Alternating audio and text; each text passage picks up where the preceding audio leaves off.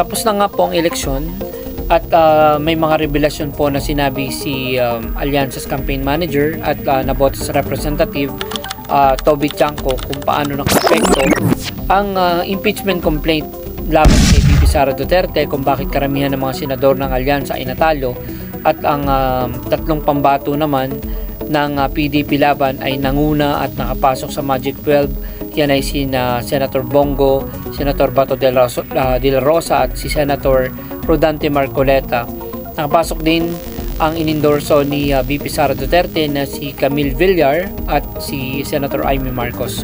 So tanging sina Senator Erwin Tulfo, Ping Lacson, Tito Soto, Lito Lapid at Pia Cayetano ang nakapasok sa Magic 12. Ang dalawa naman ay sina Senator Bam Aquino at sina Senator Kiko Pangilinan. So ang sabi nga po ni Representative Toby Chanco ay pumirma ang karamihan sa mga kongresista laban sa kay VP Sara dun sa impeachment complaint dahil sa conditional release. So, ano po ba yung conditional release? So ito po yung para mai-release yung or mailabas yung pondo at para magamit sa kanilang mga proyekto. So at dyan natin makikita at magiging palaisipan sa ating mga mamamayan kung bakit minadali ang impeachment complaint. So in my opinion, yes, questionable pa rin naman ang kung saan dinala ni VP Sara Duterte ang confidential funds ng OVP, at the same time yung pondo ng DepEd. At yung corruption is of course is an impeachable impeachable grounds. So yung pagbabanta din sa buhay ni Pangulong Bongbong Marcos, ni First Lady Liza Araneta Marcos at ni House Speaker Martin Romualdez, lahat ng yan po ay grounds for impeachment. Pero yun nga, sabi nga ng Pangulo, hindi siya kumbinsido. In fact, nauna nang nagpahayag si Pangulong Bongbong Marcos na as much as possible ay ayaw niyang ma-impeach si VP Sara. Pero kung ebidensya nga po ang magpapatibay, ay baka ma-impeach si VP Sara. So, kaso tila nag-backfire ang lahat kasi nga minadali ang impeachment complaint. So, valid naman ang complaint. So, at ang mali lang talaga is yung timing ng pagsasampa. So, ang tanong lang natin, sa project nga ba napunta yung pondo or ginamit nila sa eleksyon? So, yan naman is tanong lamang. At paano kung natalo yung kongresista? So, ibabalik pa ba niya yung pondo?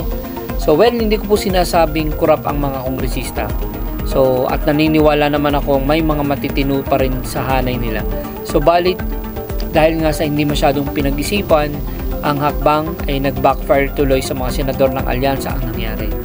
So, isa pa sa nakaapekto sa pagbagsak ng mga senador ay yung pagkakahuli nga po kay former President Rodrigo Roa Duterte na dinala nga po sa Dahig at sa Netherlands para hanapin ang mga kaso sa ICC. So, nangyari po is sympathy votes. So, yun yung sinandala ng PDP laban dun sa tatlo nilang kandidato. So, well, tapos na nga pong eleksyon at ang Magic 12 naman ay mixed senators. So, at mas okay na yan kaysa sa mga straight senators. So, pero ang una nilang magiging task talaga, yung pinakamabigat ay magiging senator judge sila para sa impeachment complaint ni VP Sara Duterte. At naway,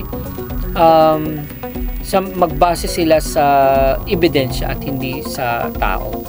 So, yon. At higit sa lahat, para sa akin, sa mga nakikita ko po kasi is mukhang hindi magiging labanan ito ng ebidensya.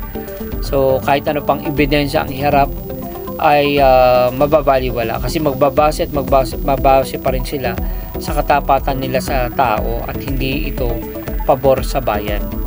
Yan ang politika sa Pilipinas. So, kaya nakakalungkot isipin na ang basihan kasi ngayon is kung yung loyalty mo lang sa tao. So, well, ipagdasal natin na maging fair ang ating mga senador at tumingin sila sa ebidensya at huwag silang titingin dun sa loyalty nila or utang na loob sa mga taong nagpasok sa nila sa politika. So, yan po ay ang talo po dyan ay tayo pong mga Pilipino.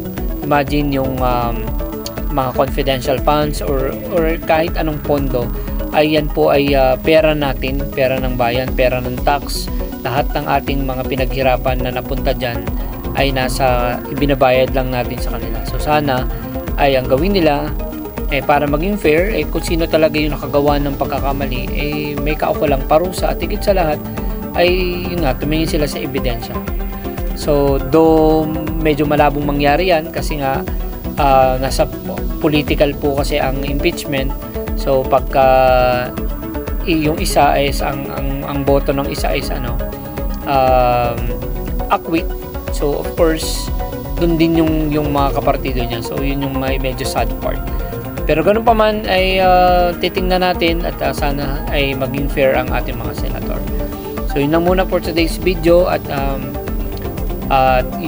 sana ay maging maayos ang ating impeachment complaint.